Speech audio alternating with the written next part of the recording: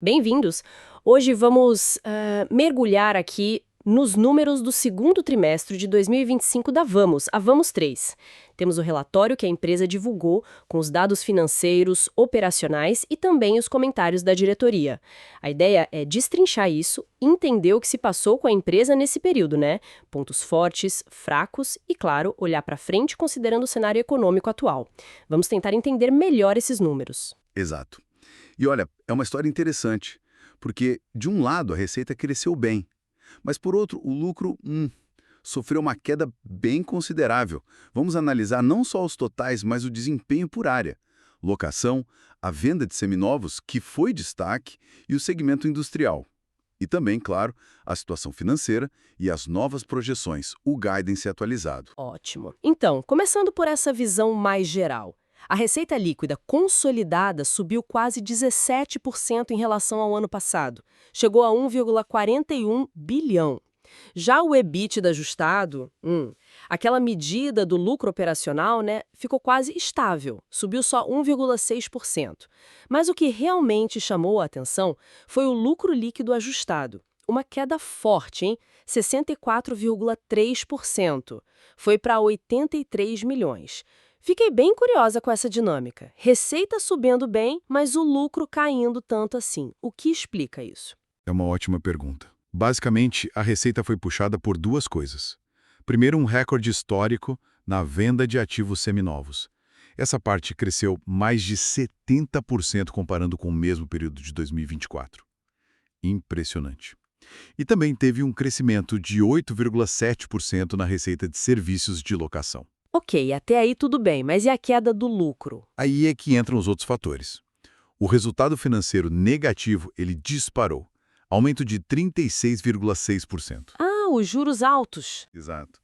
Juros altos e também o aumento da dívida líquida da empresa. E não foi só isso. A depreciação dos ativos, sabe? O desgaste da frota também subiu bastante. Quase 43%. Porque a frota cresceu, imagino. Exatamente. A frota aumentou, então a depreciação acompanha. Entendi. Mas essa performance em seminovos é realmente um destaque, né? Vender tanto ativo usado num cenário que, bem, não parece tão favorável para pesados. Exato. E a própria administração da Vamos ressaltou isso. Foi um ponto positivo importante.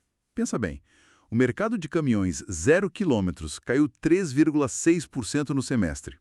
O de implementos tipo reboques caiu quase 20%. Nossa. E mesmo assim, a Vamos bateu recorde de venda de seminovos. E, importante, mantendo margens boas, acima de 7%. Isso diz muito sobre a qualidade dos ativos deles e a capacidade de venda, né? Sem dúvida, mostra qualidade e uma máquina comercial forte. E eles acham que ainda tem espaço para crescer aí, porque a participação deles nesse mercado de seminovos ainda é relativamente baixa, uns 4,5%. Interessante. Mas vamos para o coração do negócio, que é a locação.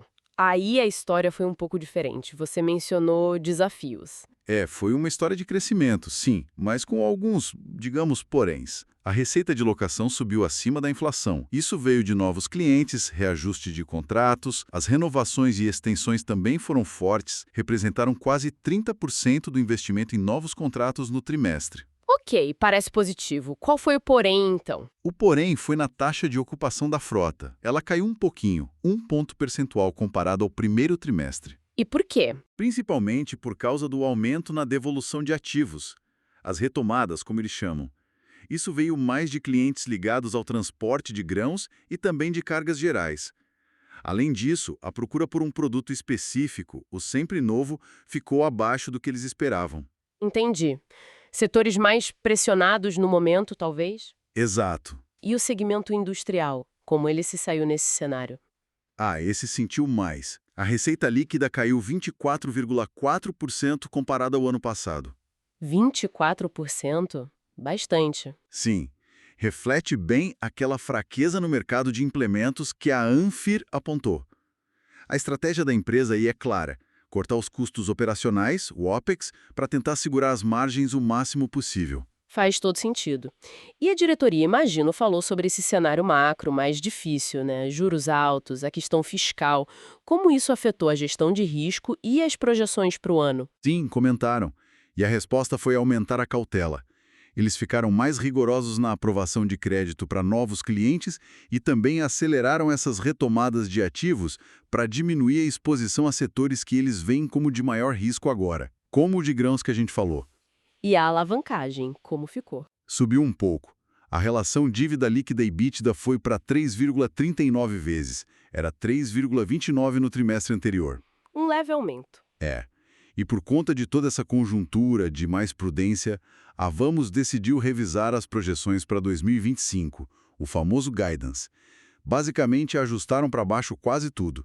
Esperam comprar menos ativos, investir menos em termos líquidos, CAPEX líquido, projetam um EBITDA um pouco menor e, principalmente, um lucro líquido bem mais baixo. Qual foi o corte no lucro? Agora a faixa esperada é de 300 a 450 milhões.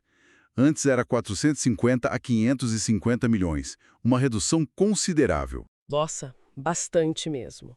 E a alavancagem projetada também mudou. Subiu um pouco a projeção também.